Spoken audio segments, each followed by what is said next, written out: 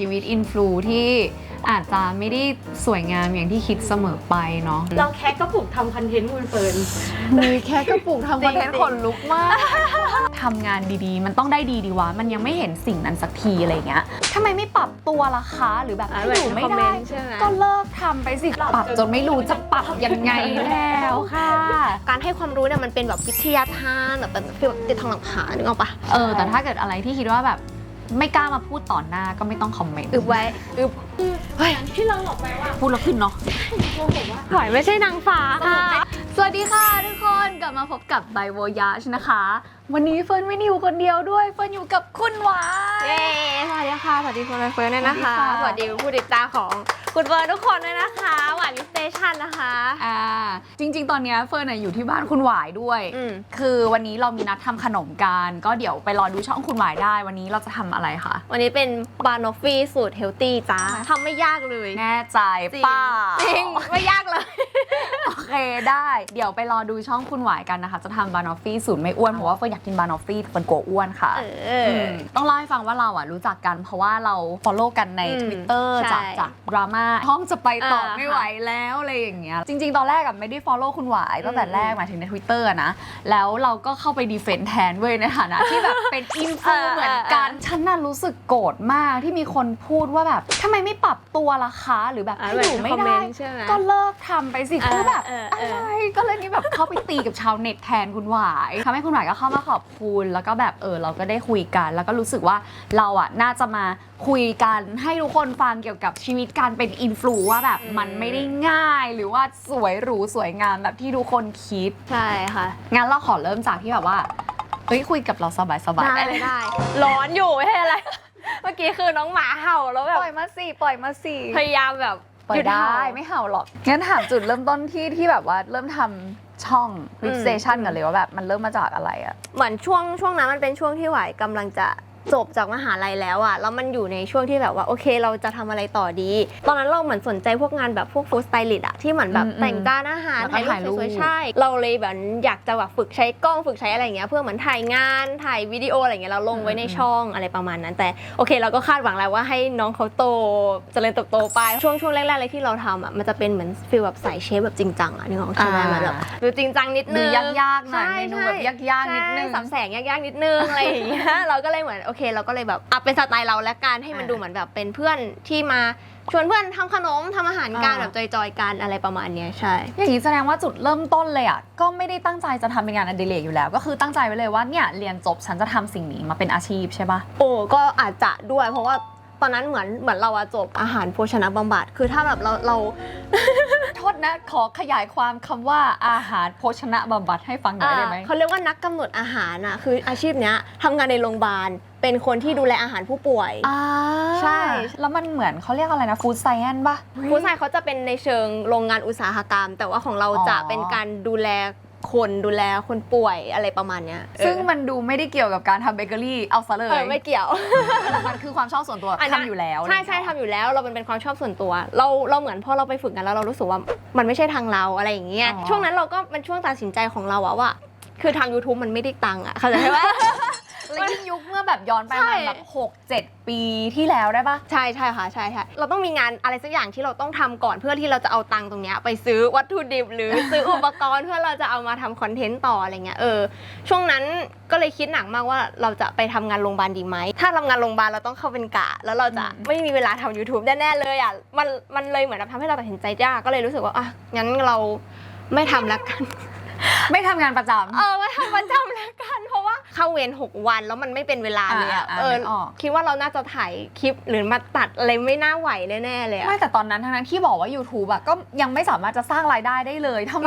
มอะไรคือการตัดสินใจที่รู้สึกว่าฉันทิ้งสิ่งที่สร้างเงินให้ฉันเพื่อมาทำสิ่งที่แบบว่ามันไม่สร้างเงินให้ฉันเลยจริงเหมือนกันเหมือนแบบว่านั่นน่ะสิคะนั่นน่ะดิเสี่ยงดวงมากเลยนะบ้านเราก็ไม่ได้รวยด้วยพอเราจบมาเหมือนฟิลเราก็จะต้องเหมือนเป็นเสาหลักให้ที่บ้านเข้าใจใช่ไหมเราเลือกเส้นทางที่มันไม่มั่นคงเลยแต่ว่าโอเคก่อนหน้านี้เราจะมีงานแบบเหมือนเป็นแฮนด์ทาเลนาเหมือนถ่ายแบบมือทำอาหารอะไรเงี้ย ใช่ใช่เราทำคุกกี้รอย่อยซิ่งขายได้แบบแต่งหน้าน่ารักก็เลยได้ตังค์จากตรงเนี้ยเพื่อเอามาทำช่องตรงนี้เหมือนรับงานเป็นฟิลฟรีแลนซ์นั่นแหละ นึกออกเพื่อเอามาปั่นทำสิ่งที่เป็นแพชชั่น ใช่ แต่ตอนนั้นคือคาดหวังเหมือนกันใช่ป่ะว่ามันจะต้องเป็นอาชีพให้ได้ดีวะอะไรเงี้ย ใช่เพราะว่าช่วงนั้นแบบพวกพี่สารพี่เก๋าทำช่องอะไรแบร์เฮาส์ปะ แบฮัก เป็นช่องตัวเองกัน เป็นช่องตัวเองกันก่อนเขาประสบความสำเร็จในระดับหนึ่งแล้วใช่ไหมเขาก็จะเหมือนทำคลิปออกมาแนะนำแล้วมาพูดฟังแล้วเราเหมือนเราได้แรงบันดาลใจว่าฉันต้องทำได้บ้างสิอะไรอย่างเงี้ย อย่างของเราอ่ะคือจุดเริ่มต้นของเราใช่ปะเราเริ่มมาจากเราชอบเที่ยวเฉยๆเหมือนกันเลยออกเงินเที่ยวเองจ่ายเองแล้วยิ่งจ่ายเที่ยวอ่ะก็ใช้เงินเยอะมากเลยนะ ค่าตั๋วค่าเดินทางค่าที่พักค่ากินค่าอะไรไม่รู้แบบเยอะไปหมดเลย แล้วก็เราเริ่มจากการที่เราชอบถ่ายรูปเหมือนกันแล้วเราก็แบบทำลงพันทิปทำลงอะไรอย่างเงี้ยจนแบบพ่อแม่เริ่มไม่โอเค บอกว่าแบบเราอ่ะเดินทางเยอะเกินไปใช้เงินเยอะเกินไปเนี่ยเพิ่งเรียนจบไม่ใช่หรอทำไมไม่ลุยกับงานที่มันจะได้เงินจริงจังตอนแรกอะเราไม่ได้ตั้งใจจะทำเป็นอาชีพแต่พอเจอประโยคนี้เท่านั้นแหละไอคนชอบเอาชนะอย่างเราเนี่ยมันมาเลย คอยดูนะ ในหัว หนู ใช่ไหม จะทำสิ่งเนี้ยให้เป็นอาชีพให้ได้มันจะต้องได้เงินจากสิ่งนี้ให้ได้ หลุดไปแล้ว สุดท้ายวันเนี้ยมันทำจริงๆละมันมีอะไรที่ไม่เห็นเหมือนที่คิดไว้เลย มีคนขำแล้วหนึ่งแสดงว่ามี อะไรอยากแชร์ไหมคะตอนนี้นึกไม่ทันเลย เดี๋ยวนะ อันนี้เจ้าของหรือคนหลังกล้อง ไม่คือเราแบบทำมาด้วยกัน เฮ้ย ไง ตั้งแต่แรกเลยเหรอ หวายเริ่มมาก่อนจนเกือบจะแสนซับเนาะฝากเข้ามาแบบจังหวะแสนซับแบบหวายแต่เขาทำคนเดียวไม่ไหวอะ ขอข้ามคำถามก่อนอยากรู้เลยว่า เอาเป็นว่าจุดไหนก่อนที่ทำมาสักพักรู้สึกว่าฉันทำคนเดียวไม่ไหวแล้วฉันต้องการทีม คือเหมือนช่วงมันทำมาเรื่อยๆแล้วสปอนเซอร์มันเข้าอ่ะคุณเพื่อนลองคิดดูนะว่าหวายตอนแรกหวายถ่ายอยู่คนเดียวใช่ไหมหวายทางตั้งกองถ่ายหวายทำ คนเดียวเลยใช่ไหมสภาพเดียวกันเลย ทำเองเก็บลงไปตอนแรกถ่ายอยู่ในห้องนอนแม่ด้วยจ้าลงไปล้างจานขึ้นมาแบบ วันหนึ่งก็คือได้แค่คลิปเดียวแล้วคือทั้งวันอ่ะแล้วยิ่ง YouTube เขาเหมือนแนะนำว่าอยากให้ลงคลิปแบบ2-3 คลิปต่อสัปดาห์เพื่อความแบบสม่ำเสมอแบบเขาแนะนำ สุดท้ายทำจริงเนี่ย engagement ก็ไม่เห็นจะดีกว่าการทำคลิปเดียวอยู่ดี เขา นะคะ ไม่ได้เราอยู่ดีนั่นแหละถึงเขาจะแนะนำยังไงนั่นแหละ มันไม่ได้แค่ถ่ายแล้วจบอะมันต้องมีทดลองสูตรคิดสูตรก่อนแล้วถ่ายอีกแล้วตัดต่ออีกแล้วต้องถ้ามีลูกค้าเข้ามามันจะมีขั้นตอนคุยกับลูกค้า ใช่ เขาก็เลยแซงทำเลยโทรปรึกษาฟาง ตั้งแต่ปี 1ใช่ป่ะกับฟางอ่ะคือเราเห็นว่าเหมือนตอนนั้นเขาชอบแบบกล้องไงก็เลยแบบไปถามเขาไงว่ามันยังไงนะนู่นนี่นั่นอะไรอย่างเงี้ย เขาเริ่มทำแบบขอไอเเดีย ว่าแบบ เริ่มขอไอเดีย ทำรายการอย่างนี้ตั้งชื่ออันนี้ให้หน่อยสักพักมาช่วยถ่ายหน่อย เริ่มค่อย ใช่ ๆคลืบคลานเข้ามา ตั้งแต่คำว่ามาช่วยถ่ายหน่อยตั้งแต่เทปนั้นอะก็ยาวเลย ในจังหวะที่เข้าไปช่วยหวายคือหวายเขามีสปอนเซอร์เยอะใช่ไหมคะแต่พอฟางเข้าไปอะไม่มีสปอนเซอร์เลย อ้าว ไม่มีสปอนเซอร์เลยคุณเฟิร์นดังนั้นเราก็จะไม่มีรายได้เลย แล้วเป็นจังหวะ แล้วก็มี ฟัง fixed ซิ่ว cost ไปเนาะแล้วฟังซิ่วไปแล้วฟังก็จะเรียนจบหลังเขาหน่อย ก็จะไปช่วงหัวเลี้ยวหัวต่อฟังว่า จะทำอาชีพอะไรอะไรเงี้ยแต่เราดันชอบสิ่งนี้ไปแล้วอะแต่เรารู้แล้วว่าทำสิ่งนี้ตอนนั้นอะเราไม่มีรายได้เลยนะเพราะเราไม่มีลูกค้าเลยเนาะพี่หวายเนาะเราแค่กระปุกทำคอนเทนต์คุณเฟิร์น มีแค่กระปุกทำคอนเทนต์ขนลุกมาก ถ้าหวายตอนแบบว่าแสนกว่าซับอะคือว่า ฉันจะต้องมีเงินแน่เลย จะต้อง ภาพที่คิดใช่ไหมแสน ใช่ ซับคือฉันรวยละเพราะว่าสปอนเซอร์เขาไม่หยุด สรุป แบบ ไม่มี ว้าว จ้า แบบหรอ แต่ด้วยความที่เราเป็นช่องของ How to อ่ะ คนที่บิดโฆษณาช่องเราก็จะไม่ได้บิดมาในราคาที่สูงมากอะพูดตรงๆเลย ประมาณ เดือนล ประมาณแบบหมื่น หมื่นนี่หมายถึงจาก YouTube ไม่ใช่ไทยอินชั่น ใช่ใช่ เยอะแล้วนะคะเพจนี้ไม่เคยถึงหมื่นเลยนะคะ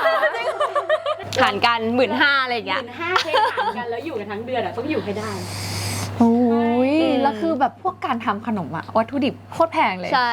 แพงแบบแพงมากแล้วไหนจะแบบอะลองสูตรมันก็คงไม่จะสักเซสตั้งแต่แบบรอบแรกอะเนาะ ไม่ มันก็จะต้องเสียค่าวัตถุดิบที่แบบเยอะมากๆอะ พอถึงร้านซับแบบตั้งใจว่าอยากจะจัดแบบมิทติ้งให้แบบประชาชนที่เขาแบบติดตามเราอะไรอย่างเงี้ยได้แบบมาเจ้าแจ๊จุ๊บจิ๊บการทำขนมการอะไรเงี้ยอุ้ยไม่มีตังค์เลยค่ะคุณเพื่อน จริงเหรอ กลับมาวนลูปอีกแล้ว มันใช้ตังค์ไปกับอะไรอะก็คือค่าวัตถุดิบ เรารับสปอนเซอร์ได้ไม่เยอะด้วยต่อเดือนอะเพราะว่า ทั้งที่เราทำคลิปเยอะมากนะ เพราะเหมือนว่าเรารับเจ้าไหนมา เราจะเอาวัตถุดิบเขามาทดลองสูตรจริง ๆ เพื่อให้ได้เป็นแบบ ใช้วัตถุดิบเขาแล้วสูตรนั้นอร่อยจริงๆนะเราแล้วพอรับได้ไม่เยอะรายได้มันก็จะชนบินนะคะเหมันเราอยู่ได้ด้วยสปอนใช่ไหมคะพอช่วงไหนไม่มีสปอนก็2-3 เดือนก็ นั่นแหละ ก็จะหนักก็จะ ใช่ ก็จะเริ่มกินเนื้อตัวเองละ ใช่ ก็จะเริ่มกินเนื้อตัวเองละฝั่งเราอะเราอาจจะเป็นฝั่งไลฟ์สไตล์มั้งคือ ยอดจาก YouTube อะน้อยมากไม่ถึงหมื่นเลยแต่ว่าอาจจะได้จากไทยอินอะซะมากกว่าอะไรเงี้ยเหมือนแบบว่าพอเราเป็นสายไลฟ์สไตล์มันอาจจะเปิดโอกาสให้สปอนเข้าได้แบบหลากหลายทางมากกว่าอะไรเงี้ยแต่ว่าถ้าคำถามเดียวกันเลยนะสิ่งที่เราคิดว่ามันคงเป็นอย่างนั้นกับความเป็นจริงที่ไม่เหมือนกันของเรามันคงคิดว่าไม่รู้เคยคิดเหมือนกันปะว่าถ้าฉันทำคอนเทนต์ที่มีคุณภาพและคอนเทนต์ดีอะยังไงมันก็จะต้องปัง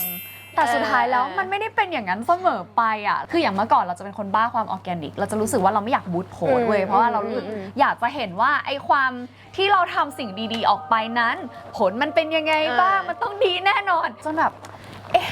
ทำไมมันไม่มาสักทีวะนี่ก็ทำเข้าปีที่เท่าไหร่แล้วทำงานดีๆมันต้องได้ดีวะมันยังไม่เห็นสิ่งนั้นสักทีอะไรเงี้ยเพราะฉะนั้นมันเลยมีหลายอย่างมากเลยทั้งปัจจัยที่ควบคุมได้และไม่ได้อย่างปัจจัยที่ควบคุมได้อย่างบางทีการโปรโมทหรือการแบบปรับตัวการแบบบูสต์โพสต์หรือการแบบมาคอลแลบหรืออะไรเงี้ยมันก็สำคัญเหมือนกันนะอะไรอย่างเงี้ยหรือสิ่งที่เราควบคุมไม่ได้เช่น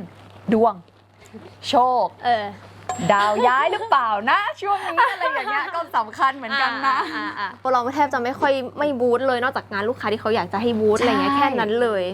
ไม่เคยเอาเงินไปลงแค่จะเอามาทำขนมก็หมดแล้วเอาที่ไหนไปบูธเหมือนเราเอาเงินเพื่อไปชนะ AI หรือยังไงอะใช่ไหมคือใจนึงเราก็รู้สึกว่ากูไม่ดีพอขนาดที่จะต้องเอาเงินไปจ่ายเพื่อให้คนอื่นเห็นเลยหรอแต่ในอีกแง่นึงอะมันคือโลกของทุนนิยมที่มันก็จะเป็นแบบนี้แหละที่สุดท้ายแล้วอ่ะแพลตฟอร์มก็ต้องการเงินของเราเพื่อไปรันธุรกิจเขาเหมือนกันเงินมายอดวิวก็ไปปล่อยไปอะไรเงี้ยเราว่าตัวหวายเองรู้อยู่แล้วว่าคอนเทนต์ที่หวายทำอ่ะมันดีแล้วก็เราว่ามันมีหลายๆคนที่บอกว่าเอาสูตรคุณหวายไปทำขนมตอนนี้เลี้ยงตัวเองได้คือมันมีคุณค่าทางจิตใจอยู่เยอะมากๆถูกปะแต่เราเลยอยากรู้ว่าแล้วไอ้คุณค่าทางจิตใจนั้นมันชนะกับตัวเลขที่มันน้อยลงไหมแบบมันมีคอมเมนต์นึงอะไรนะที่หวายเห็นอะตอนที่หวายเปิดทำคลิปนี้ออกไปแล้วบอกว่าขอแบบเป็นแรงซัพพอร์เตอร์ใช่ไหมว่าโอเคถ้าอยากได้แบบเป็นเมมเบอร์ชิพเราไม่จำเป็นว่าเราต้องไปขอเงินในทุนก็ได้แบบไม่ต้องแบบรับสปอนขนาดนั้นก็ได้มีอยู่คอมเมนต์นึงเขาบอกว่าอยากให้เราอะทำบุญแบบติดทองหลังพระการให้ความรู้เนี่ยมันเป็นแบบวิทยาทานแบบติดทองหลังพระนึกออกปะแต่เขาไม่รู้ว่าเราใช้ทุนในการทำใช่นั่นแหละกล้องเนี้ยกี่บาทไม่กี่บาทค่าตัดต่อค่าไฟในการทำขนมอีกคุณคิดว่ามันเป็นสิ่งที่มันเกิดขึ้นฟรีๆเหรอคะไม่ได้ทำบุญค่ะไม่ได้เป็นคนใจบุญขนาดนั้นดิฉันทำงานอยู่นะคะแต่จริงนะมันเป็นสิ่งที่คนแบบไม่เข้าใจเว้ยว่าอ้าวแล้วจะต้องการอะไรอ่ะไม่ได้ทำคุณไม่ได้ทำเพื่อความสุขไม่ได้อยากทำเพราะอยากทำหรอกูก็อยากทำเพราะอยากทำแต่เงินกูก็ต้องมีไงเราก็ต้องแบบมีเงินทุนเราก็ต้องการอาชีพเหมือนกันนะจ้าเราก็ต้องการอาชีพเหมือนกันจ้ามันเหมือนประมาณว่าคนอ่ะรู้สึกว่ามันไม่ไหวก็ให้เลิก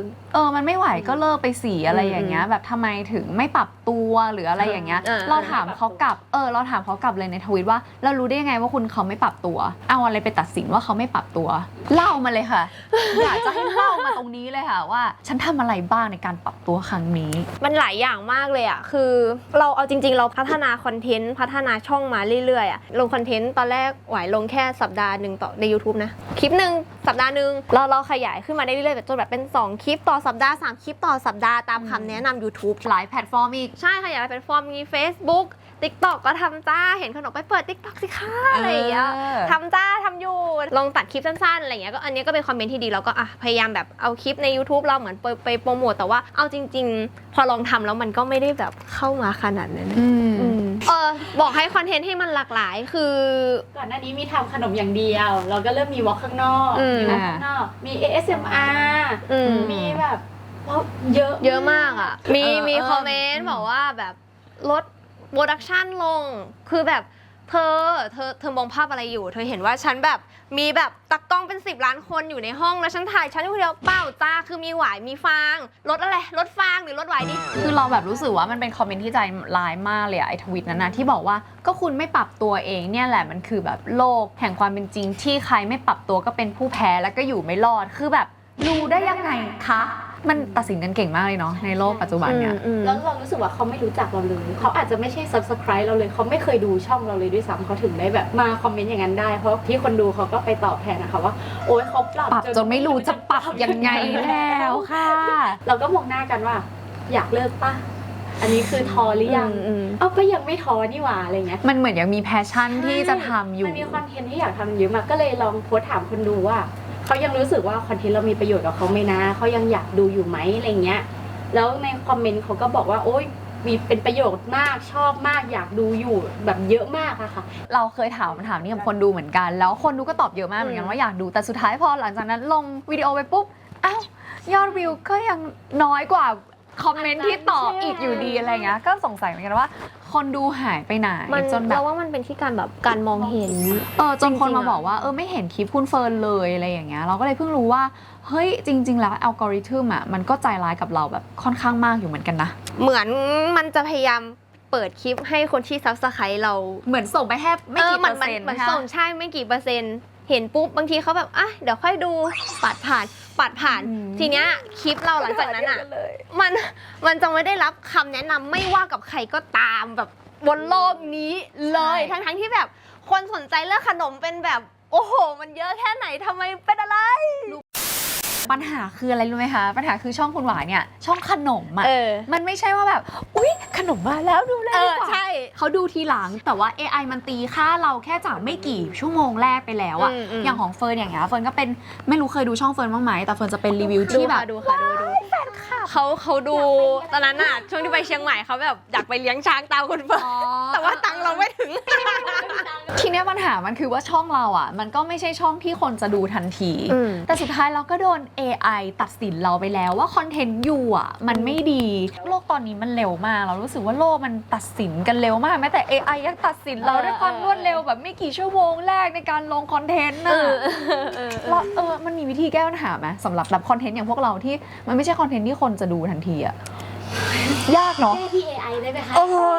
สมมุติว่าคนที่ดูเราอยู่ตอนเนี้ยรู้สึกว่าเฮ้ยฉันอยากจะช่วยไอ้2ช่องนี้จังเลยฉันแบบเอาใจช่วยมันนะอะไรอย่างเงี้ยทำอะไรได้บ้างอะสมมุติอย่างน้อยอย่างไม่ดูเลยทันทีแบบช่วยแบบกดแชร์กดไลค์แล้วก็คอมเมนต์ว่าเดี๋ยวมาดูนะอะไรอย่างเงี้ยให้เราหน่อยดีได้ไหมเราก็พยายามบอกเนาะแต่แบบมันไม่ใช่ทุกคนจะสะดวกใช่ก็ใช่แหละตัวเราอะอย่างที่บอกว่าเราเรียกว่าแทบจะไม่หวังเงินจากแบบ YouTube เลยอะเราก็เลยคิดว่าโอเคไม่เป็นไรเราอะหวังจากสปอนเซอร์อื่นๆที่จะเข้ามาหาเราละกันแต่พอหวังจากสปอนเซอร์อื่นๆสิ่งสำคัญก็คือยอดวิวมันจะต้องการันตีลูกค้าที่จะเข้ามาหาเราได้ว่าถ้าเขาจ้างเราลงคอนเทนต์ไปแล้วเนี่ยมันจะมีคนเห็นหรือคนดูสักกี่คนเราก็รู้สึกว่ามันยากมากเลยอะกับการแบบอยู่ตรงนี้อะไรอย่างเงี้ยที่สปอนเซอร์เขาจะมั่นใจได้ซึ่งเราเข้าใจในมุมสปอนเซอร์มากๆนะเพราะว่าสุดท้ายตัวเลขมันก็สำคัญในการการันตีอยู่ดีอะเราก็เลยทำคลิปนั้นออกมาค่ะที่ขอซัพพอร์ตเตอร์แบบโอเคงั้นเราต้องคุยกับคนดูคนติดตามเราตรงๆแล้วว่าปัญหาเราคืออะไรแต่ยอดที่ได้มันก็ยังไม่ถึงเป้าเข้าใจช่วงนี้มันแย่ไปหมดนะคะเศรษฐกิจเงินจริงคนจะจับใจบางทีคนก็ทำขนมเป็นงานอดิเรกเพราะเขาเข้าใจใช่ไหมมาไอคนที่ทำเป็นอดิเรกอ่ะเขาก็เลยเหมือนช่วงนี้มันวัตถุดิบมันแพงเนยวิปครีมขึ้นราคานู่นนี่นั่นอะไรเงี้ยมันก็เป็นปัจจัยอะไรที่เหมือนทำให้เขาแบบตัดออกไปอะไรเงี้ยแบบฉันไม่ทำดีกว่าพอกันเลยช่วงโควิดอ่ะเพจเที่ยวตายก่อนเลยค่ะโดนปิ้วก่อนเลยตุยอยู่เราก็ต้องปรับตัวเหมือนกันเราก็ปรับมาเป็นสายไลฟ์สไตล์เนี่ยแหละแต่ว่าก็ยากเหมือนกันค่ะพอเป็นสายไลฟ์สไตล์อ่ะมันก็ดูไม่มีความชัดเจนอย่างแบบคุณหวายอย่างเงี้ยถ้าคนที่อยากจะได้สูตรขนมที่ดีมั่นใจได้ว่าดูช่องเนี้ยเราจะได้สิ่งเนี้ยเขาก็จะเข้ามาช่องคุณหวายแต่ของเราอ่ะพอมันจับฉายมากๆเพราะเราเป็นสายไลฟ์สไตล์อ่ะคนมันก็แบบนึกภาพไม่ออกว่านึกถึงคุณเฟิร์นแล้วจะนึกถึงอะไรอะไรเงี้ยอันนี้คือปัญหาอะไรคือเหตุผลที่อยากให้ทำต่อทั้งที่เนี่ยเราคุยกันมาแบบเหมือนมีแต่ปัญหาเนาะเดือนชนเดือนตัวแดงบ้างในบางเดือนคอมเมนต์ที่แบบใจร้ายกับฉันจังเลยอัลกอริทึมที่แบบอะไรก็ไม่รู้ทำไมถึงอยากทำต่อเป็นคนขี้ดื้อต้องรู้สึกว่าคือมันยากมากที่เด็กในประเทศนี้จะเจอ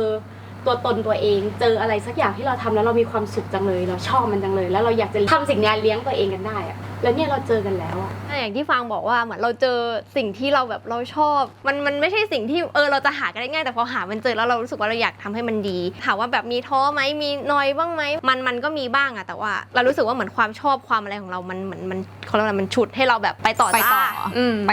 อยากถามเลยว่าคอมเมนต์เนี่ยโอเคมันมีทั้งดีและแย่แต่ว่าเวลาที่เจอคอมเมนต์แย่ๆหรือลบอะเราเก็บมันมาคิดไหมแบบต่อยอดกับมันไหมมันได้มันมี2แบบอะแบบที่มันเขาติเพื่อก่อโอเคแนะนำทำแบบนี้สิแบบนี้สิอะไรเงี้ยโอเคเราก็ฟังแล้วเราก็ปรับมาใช้แต่ว่าถ้าเป็นพวกแบบว่าลดความเจ้าเจ้าของเสียวลงใน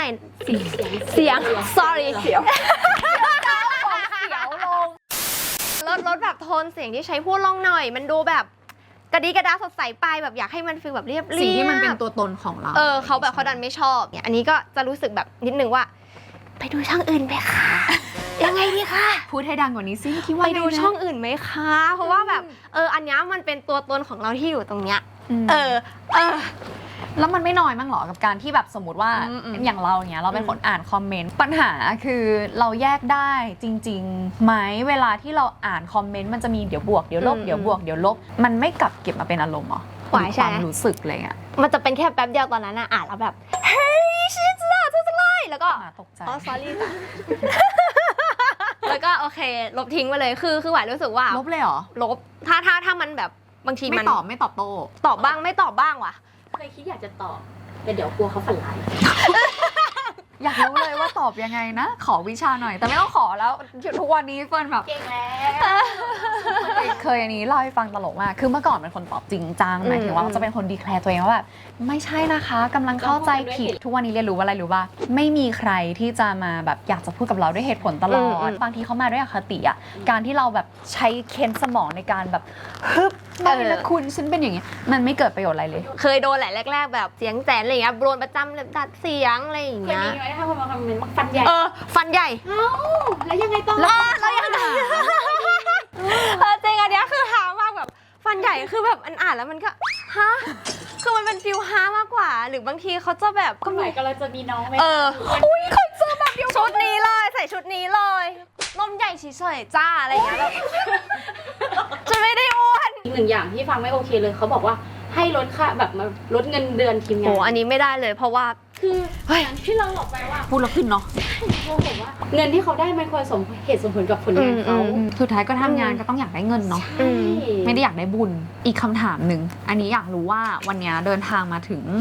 ล้านซับและมันยังมีอะไรที่เป็นเป้าหมายต่อไปอย่างเช่นแบบสมมติรางวัลอย่างเงี้ยจำเป็นไหมอยากได้ไหมหรือว่าคิดว่ามันเป็นแบบปัจจัยภายนอกมากๆเลยฉันไม่สนใจเอาจริงๆทำมาขนาดนี้ก็รู้สึกว่าอยากได้นะเหมือนช่วงหลังๆมาเขาก็จะมีแบบพวกแบบโซเชียลอวอร์ดอะไรอย่างเงี้ยใช่ไหมรางวัลสำหรับคนทำคอนเทนต์อะไรอย่างเงี้ยทำมาตั้งนานแล้วแต่แบบยังไม่เคยมีชื่อเข้าเสนอสักอย่างหมวดฟู้ดอย่างเงี้ยเข้าใจมากนั่นแหละมันอย่าร้องอย่าร้องไม่ได้ร้องคือมันเป็นแค่ถ้วยรางวัลแหละเราเข้าใจมันแปลว่ามันมีคนเห็นผลงานหรือเปล่ามันแปลว่าแบบผลงานเรามีคุณค่าใช่ไหมมันแบบอย่างเราก็เป็นเหมือนกันอย่างที่บอกแบบพอเป็นไลฟ์สไตล์อ่ะมันก็ยากที่จะถูกแคตตากราไซส์ไปว่ายูจะได้รางวัลในสายไหนล่ะหนึ่งในสิ่งที่เราทำคือเที่ยวแต่มันก็มีคนที่ทำเที่ยวโดยเฉพาะเลยจริงๆอ่ะเมื่อก่อนเราไม่เคยคิดว่าเราอยากได้รางวัลเลยนะแต่ว่าแบบวันหนึ่งเราก็คิดเหมือนกันว่าในการที่แบบยอด engage เองก็ไม่ได้ให้รางวัลอะไรกับเราหรืออะไรอยู่แล้วอ่ะเราอยากรู้สึกว่าสิ่งที่เราทำมันมีคุณค่าอะไรสักอย่างที่จับต้องได้ก่อนจบคุณหวายมีอะไรอยากจะแบบบอกคนที่ดูอยู่ตอนนี้บ้างไหมอยากได้รางวัลเหรอ คุณหวายคะมีอะไรอยากจะพูดกับทุกคนก่อนที่เราจะไปทำขนมกันไหมคะก็จริงๆแบบหวายอยากขอบคุณแบบไม่ว่าจะเป็นผู้ติดตามคุณเฟิร์นหรือว่าของหวายเองอะไรเงี้ยที่เหมือนเข้ามา